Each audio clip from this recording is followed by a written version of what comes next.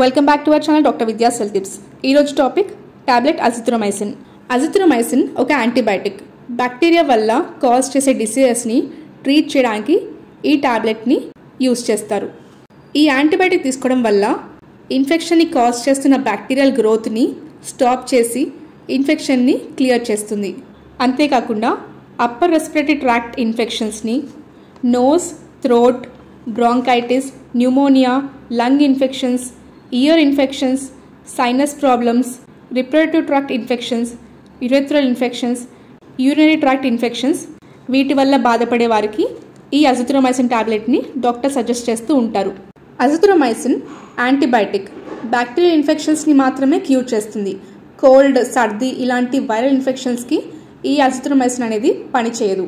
మార్కెట్లో సిరప్స్ రూపంలో, టాబ్లెట్స్ రూపంలో మనకి అవైలబుల్గా ఉంటాయి.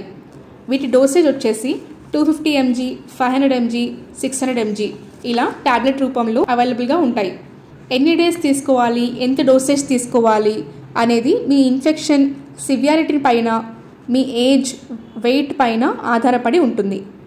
ఈ టాబ్లెట్ని ఎంప్టీ స్టమక్లో వేసుకుంటే బాగా పనిచేస్తుంది. ఒకవేళ తిన్న తర్వాత వేసుకోవాలి అనుకుంటే తిన్న 2 గంటల తర్వాత వేసుకోవచ్చు. వీటి కోర్స్, డ్యూరేషన్. ఈ యాంటీబయాటిక్ని మినిమం 3 days కోర్స్ లాగా వాడాల్సి ఉంటుంది. మ్యాక్సిమం సివియారిటీని బట్టి ఎక్కువగా సివియర్గా ఉంటే 5 to 7 days ప్రిస్క్రైబ్ చేస్తారు. వీటి సైడ్ ఎఫెక్ట్స్ వచ్చేసి diarrhoea, headache, nausea, abdomen pain. వీటి కాంట్రా ఇండికేషన్స్ వచ్చేసి లివర్ డిసీజ్ ఉన్నవాళ్ళు, కిడ్నీ డిసీజ్ ఉన్నవాళ్ళు ఈ మెడిసిన్ని మీ ఫిజిషియన్ని కన్సల్ట్ అయ్యి తీసుకుంటే బెటర్.